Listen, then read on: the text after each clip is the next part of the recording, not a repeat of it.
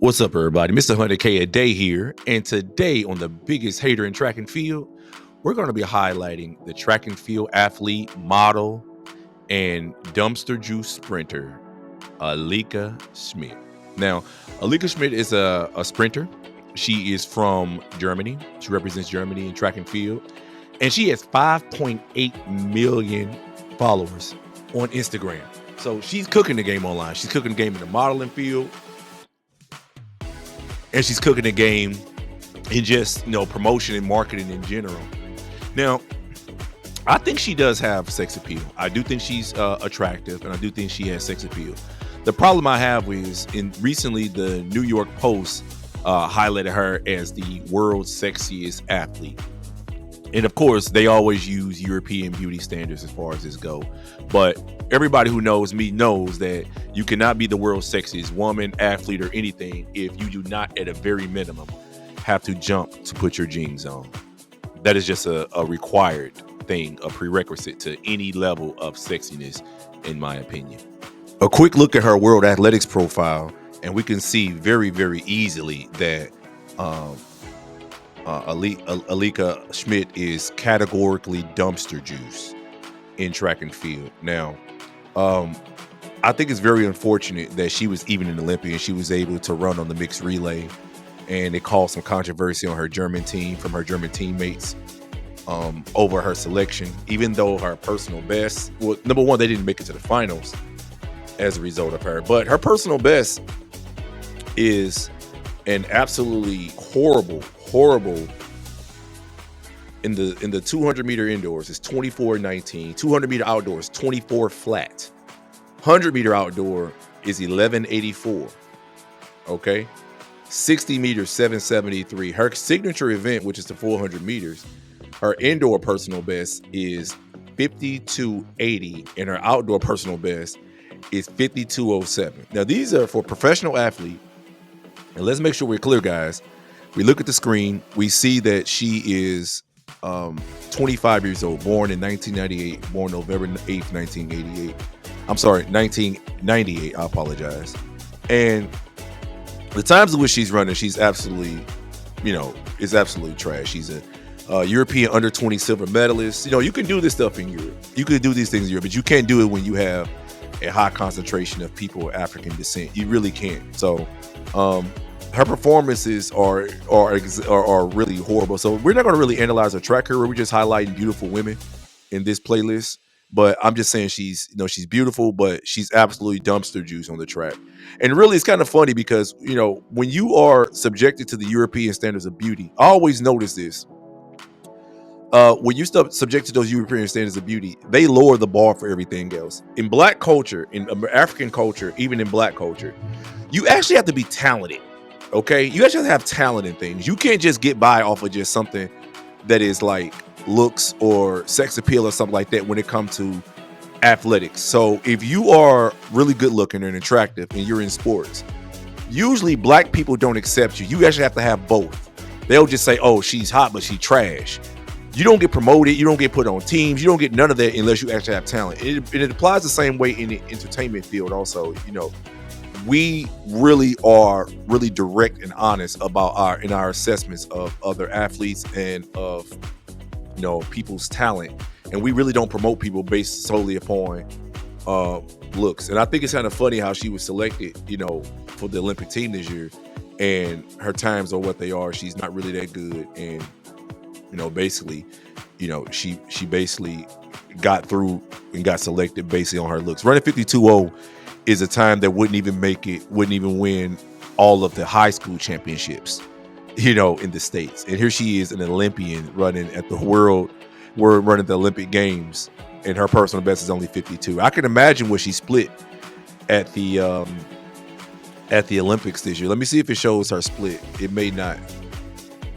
It shows her results, 4x4, August 9th.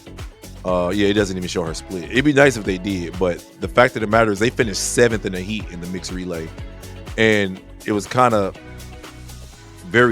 funny. I'm sorry, they finished 7th in the heat in the mixed relay, and they didn't make it to the finals. And they went. And she actually ran in the 4x4 also, and she ran in heat too. and they got 7th. They got 7th. So they also didn't make it in that. They ran 3:26 with her on there. And they don't say what her split was, but if you look at what her times have been all year, 52.3, 52.7, leading into the Olympics, her seasonal best had only been 52.3. So that would be a nail in the coffin for anybody running that. So I'm pretty sure she was probably the weakest leg on the team. So I just think it's kind of odd how people like this even make Olympic teams and able to represent and get all this attention and adulation when really they are absolutely trash. And she's labeled the world's sexiest athlete. There are plenty of women out there who are a lot sexier than her.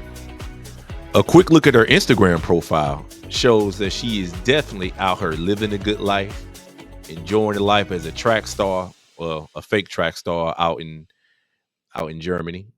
I don't even know who she trains with, but she definitely takes model-esque pictures. She has a lot of endorsements. Like I said, over 5 million Instagram followers alone.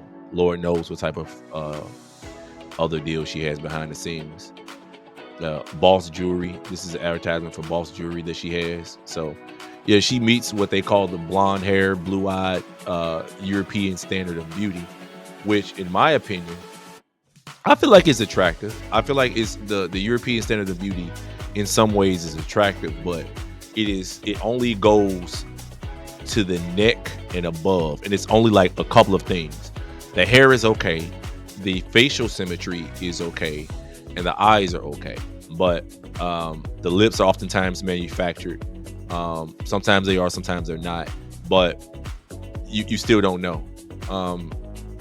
I don't really think, from a track and field perspective, I don't think she has what it takes. She probably would never have what it takes. She even put a post out recently after the controversy surrounding her and another athlete who was left off the team, who was faster than her. The other athlete said, hey, I'm faster than her. I wasn't nominated to be on the team like she was. And I think a lot of times that it is politics that allows one woman who's more popular to be chosen for a team or a situation over another woman who is not as popular or not as physically attractive. You see it a lot more in European or white culture.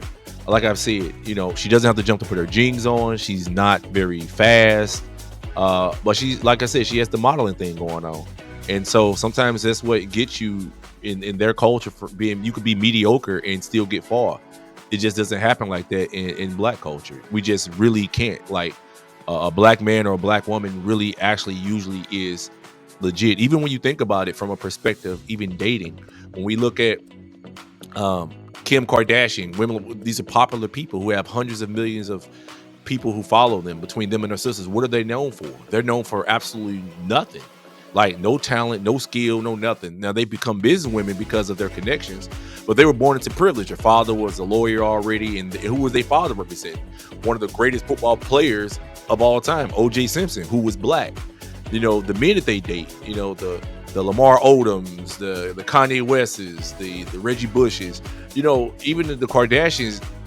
When they link up with black men, they link up with black men who actually are known for something, for having talent, for having skill, for having ability, for being musicians, for being something, being successful. The women and these women have absolutely no talent, or they're mediocre.